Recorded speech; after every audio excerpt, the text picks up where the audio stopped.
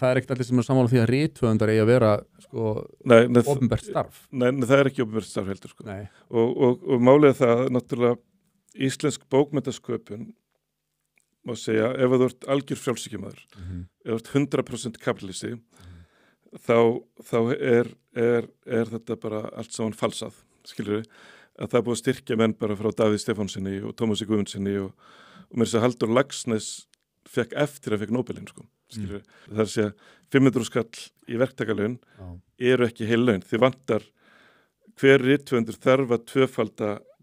þarf tvöfalt mótframlag til að ná kennaralaunum, sko.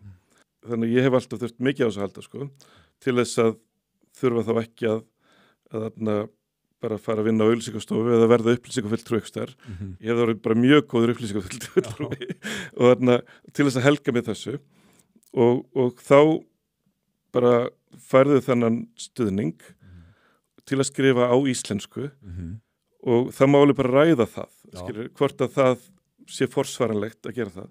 Já, það er raun og veru sterkasti punkturinn. Það er það sem að réttlætir þetta. Þetta er bara nauðsynlegur stuðningur til þess að viðhalda útgáfu íslenskra bókmenntaverka. Sko, ef ég væri ekki rithöfundur og myndi stinga upp á kerfi til þess að styðja við íslenskuna, sem bara sem svo að hann kom bara með cowboyhatt frá Texas og segja, ég vil styðja íslenskuna.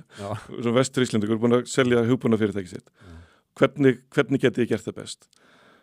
Ég myndi segja fyrir svona $500 milljarð á ári. Þessi sjóður, rithöfundasjóðurinn er 300 milljónir á ári sem er sko alveg ótrúlega lítið með við hvað kemur út úr honum.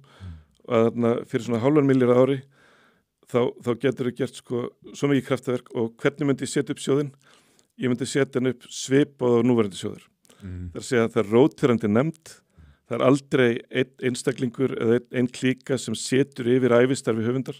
Það er að segja, hafi ég fengið styrk í 10-20 ára eða eitthvað, þá eru á 10 árum 30 manns búnir að fara gegnum gögnin. Þannig að þú sérði ekki neina svona betri leið til að gera þetta? Nei, sko, og svo er hitt líka að er það slæmt að þetta sé ævistarf.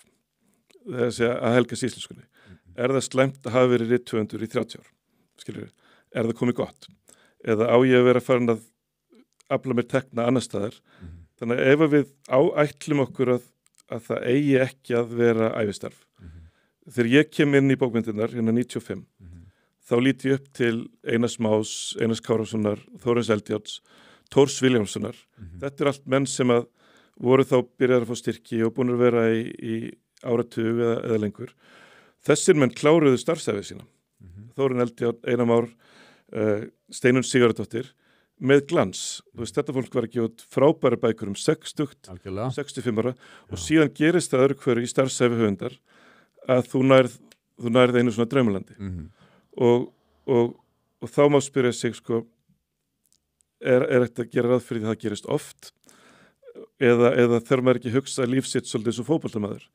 Bara núna er ég búin að taka allar fjölskyldið minni í þetta ferðalag.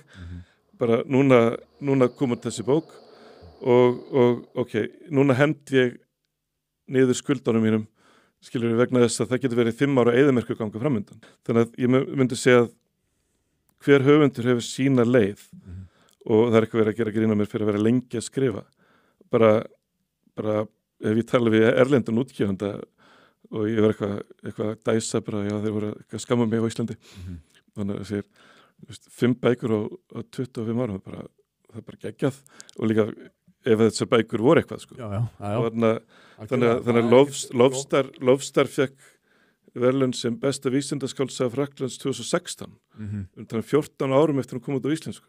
Og ef eitthvað er framlagt til íslenskunar, þá er það brjóta land fyrir vísindaskáldskap og tungumál hvernig á að tala framtíðina og ég fekk Philip K. Dick verðlaunin 2014. Það er ekkert að skammast mín, það er ekki setja fram umsóknir að ég hafi skrifað leikrit. Það er í umsóknunum mínum, þetta er bara fínt, sko.